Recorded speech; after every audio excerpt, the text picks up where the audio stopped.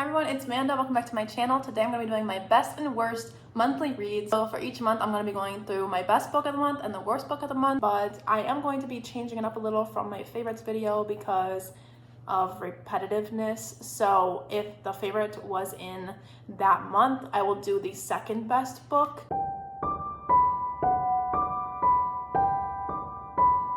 So let's start with January. So for January, I didn't read that much because I had just finished college. So that's when I got back into reading because college was a whole, like, you know how it is. It's too much and I couldn't read that much because I was doing so much, working like 60 hours a week. But in January, I picked back up reading and I started with The Starless Sea. That got me back into reading. So I have a special place in my heart for The Starless Sea.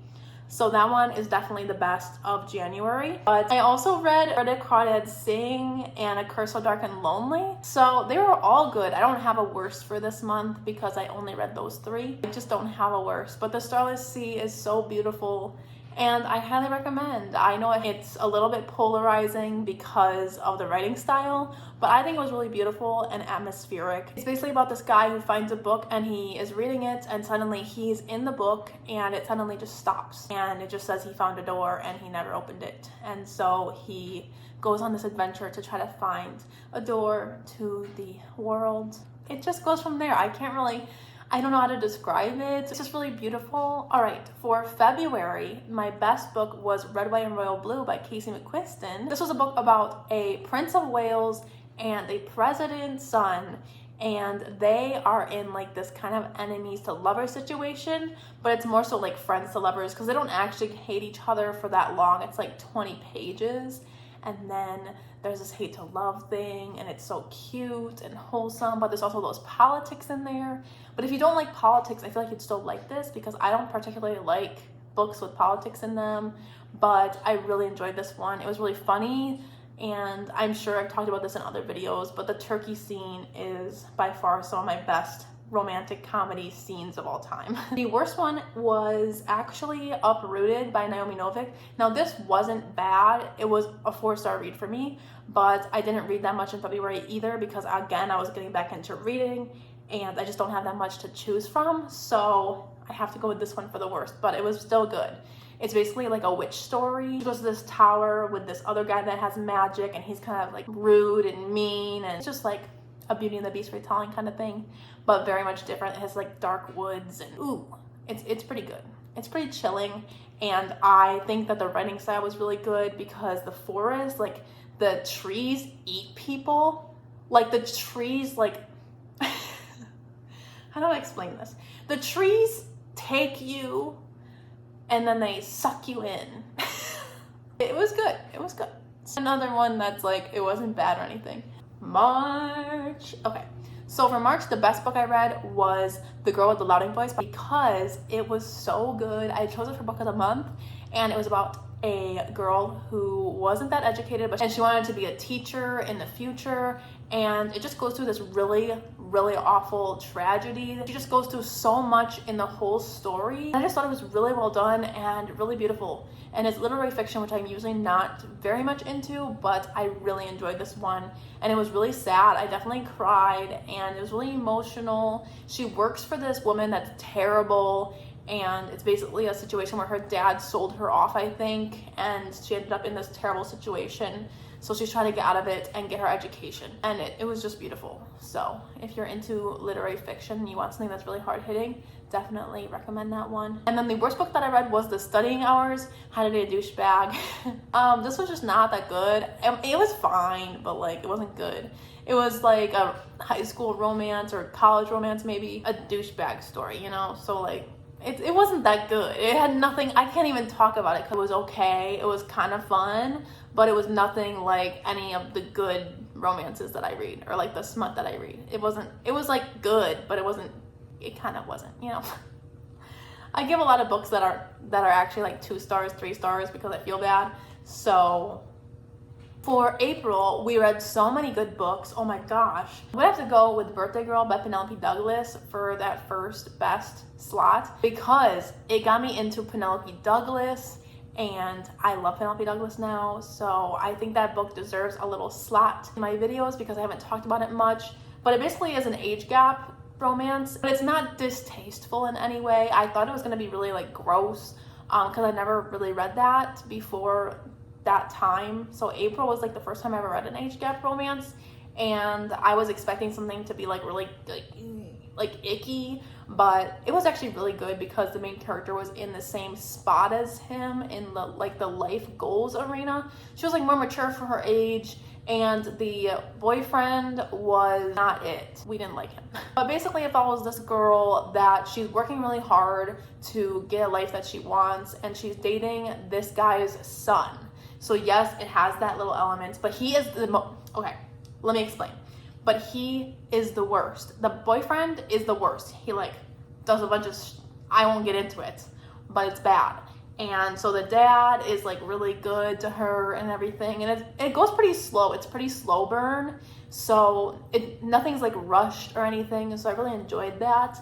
And yeah, I would definitely recommend this one if you're just getting into Penelope Douglas. The worst book that I read in that month was Lock Every Door by Riley Sager. So this one is a little controversial because I know a lot of people love this, but I personally thought the ending was awful.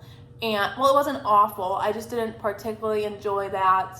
And I think it was kind of a ripoff of a certain movie. I won't spoil it or anything by telling you that movie, but I just thought it wasn't that good. I do love Riley Sager, so I'm gonna try his other two books soon, Final Girls and The Last Time I Lied, because I haven't gotten to those yet. But I did love Home Before Dark, and I'm excited for his next book, which is Survive the Night. I don't know, this one just didn't hit the spot for me, but it did hit the spot with his writing style. So his writing style really pulled me in, and that's why I gave him another try, because if this was any other author, I don't think I would have given him another chance. So I really like the atmosphere that he built. There's that trope of not the trope, but there's like the theme, what is it called in a thriller?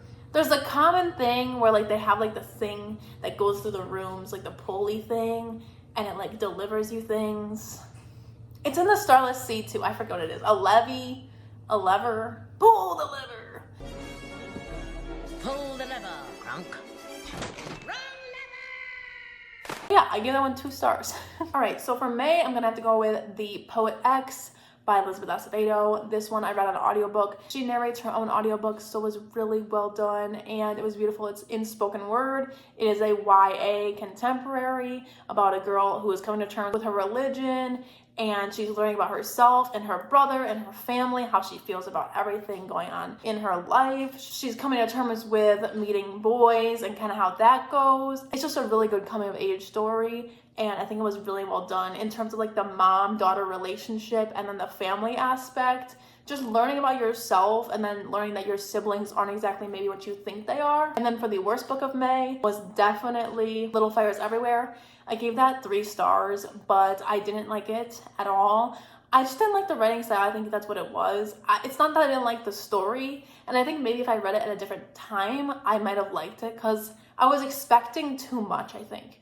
Because the TV trailer had just come out, and it was making it out to be this really dramatic, high-paced story, kind of like thriller-y, but also drama. So when I got into the book, I was like, where's the drama? Where's the flavor?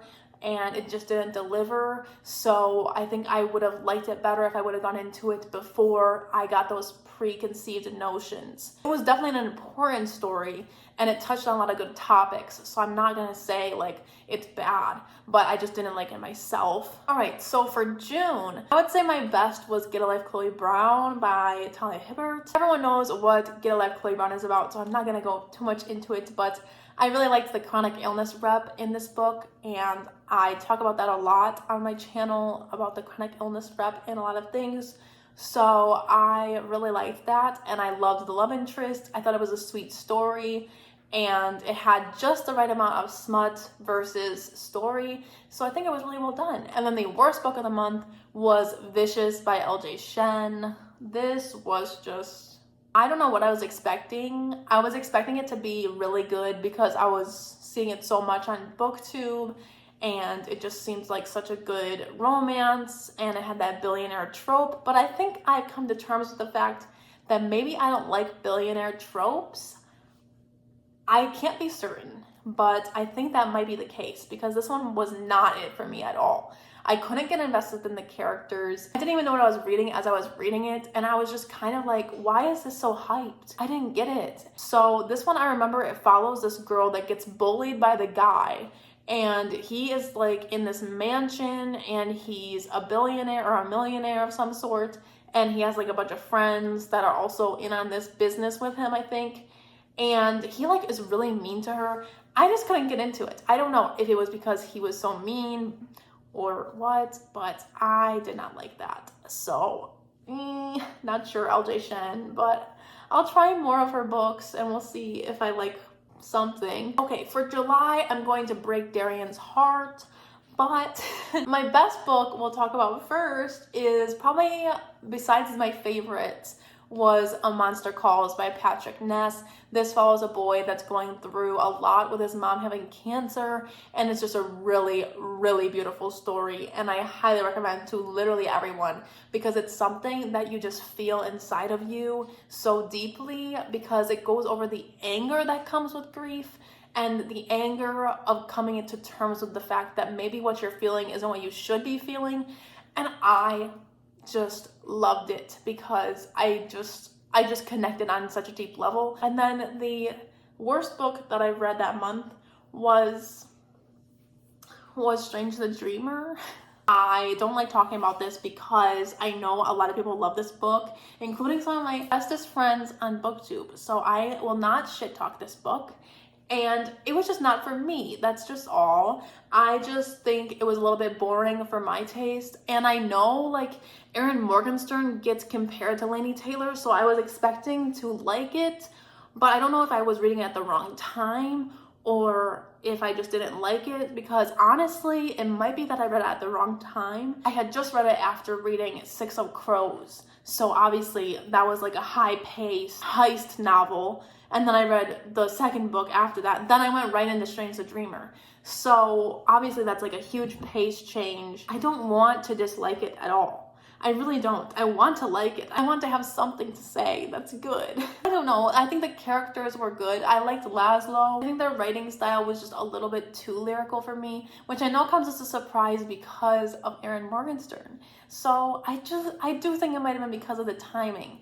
That's the thing, because I watched so many people that love The Starless Sea, and then they compare it to Strange the Dreamer, and I'm like, okay, what am I not getting? Okay, August had some really good reads as well. It's really hard to decide, but I think I'm gonna go with, The Queen of Nothing by Lily Black, because I finished the Cruel Prince series. I forgot to put the Cruel Prince in my favorites video, and it definitely is one of my favorites, but I don't know where it would rank, so I don't know. But I really do love the Cruel Prince trilogy, and I really liked this ending. I thought it was really well done, and I don't know why people hate it, actually. Like, I was going into it expecting to hate it or like dislike a little bit of it because people seem to have opinions, and I didn't have any strong opinions. I just really loved it. The full trilogy I thought was really good and really well paced and just a really good end to the series. Okay, so for the worst book, I read 2 bad books that month, but I'm gonna have to go with What Lies Between Us by John Mars. This was just really not for me. I've had some people that have really loved it, and then I thought I was gonna like it, but then I just was not here for John Mars. But I loved his book, The One, so I'm really glad I gave him another chance. This one had too much about fertility for my taste. It made me very uncomfortable, and it made me sick. For me, it was just, I really didn't like it. Something didn't sit with me right. It had a lot to do with women's reproductive systems, and I don't like that at all. I don't like when there's infertility and when there's other things commenting about that. I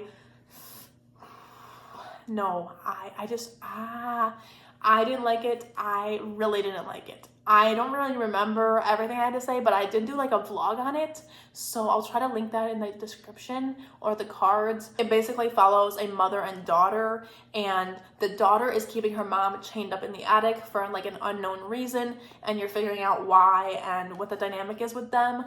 Oh, it's just disturbing. But if you like that, it's totally like, I get it. It's just something where like I can't deal with that type of situation with like mothers and all that. It just makes me ill. All right, for September, this one we read From Blood and Ash and the second book, but I won't talk about those. I will talk about, oh my gosh, oh wait, no, that's next month. Just kidding, I lied. For September, the best book that I read other than From Blood and Ash was Horrid by Katrina Leno. This is like a ghost story and it's very much Rory Power-esque. It was really similar to Rory Power, but definitely different in the writing style, and I really liked Katrina Leno's writing style. It was very unique, just like Rory Power's, but they're not the same at all. It just gave me the same kind of vibes because it just had that eeriness to it, and I really enjoyed it. It was like kind of like a haunted house story, and ooh. And then the worst book that I read was The Secret History by Donna Tartt. Yes, it was not for me. I've spoken about this a lot, so I won't go too much in depth, but I really hated the pretentiousness and all the characters. I know that was like the point of the story, but for me, it just wasn't worth reading because if that's the point of the story, I'm just not interested. I think I just might not like dark academia. I haven't given dark academia enough chances to really speak on that, so I can't say that yet. But maybe next year I will be able to say concretely that I don't like dark academia. All right, October I read Credence, which changed my whole entire life. But I definitely have a second favorite, and that is The Black Flamingo by Dean Atta. This one was really good. It went through this man's life from around high school-ish to college, but it also touched upon his childhood as well. And it had a lot to say about sexuality, identity, friendships, family, all of that good stuff. It's in spoken word. You can read it in like 2 days if you want to because it's so good and it's really, really emotional. I think anyone of any age would find something that they loved about this book, and I highly recommend. The worst book that I read this time was actually Corrupt by Penelope Douglas. This was a 3-star for me. I didn't have any 2 stars this month, so I chose this one. And this one was just my least favorite out of the Devil's Night series, which I did a whole vlog on. I will link that below as well, but I just didn't really like this one because of the main character. And Michael wasn't my favorite out of the 4 horsemen. And yeah, it was just my least favorite of the series because of the dynamic and kind of the personality of the characters. There was nothing wrong with the story overall. I did enjoy the drama and like the story, but the characters at the forefront weren't my favorite. Right, next we have November. My favorite of November was Culty by Marina Zapata. I read this via audiobook on my way to work. It was very good, and it's about a soccer coach and his coachee, or his teammate, his team member. I don't know what it's called. It's about a soccer coach and the girl that he's training. It's an age gap and it's really cute and I loved every minute of it. Does it compare to Look Up With Love for me? I don't think so. I think Look Up With Love is just a little bit better, but it's definitely still like a favorite and I really liked it. I think it made me cry one time because like her dad is such like a good character in the story, and Culty is so funny because he is just like older, so his vibe is just so off. He like jokes around, but he's also kind of grumpy. And then my worst book of November is Exodus by Kate Stewart. This is the second book in the Ravenhood duet, I believe that's what it's called. Yeah, the Ravenhood duet, and I just didn't like this one as much as the first one. Or wait, no. Yeah, I gave them both 3 stars, but I just didn't really like the second one because, oh my gosh, it just completely, the story just went off the rails. Like, I was like, wait, what is happening? I thought we were on a different trend here. And then it just went off the rails. And I was like, okay, let me catch up for a second. My mind is spinning. I can't do this. I was not ready for what happened.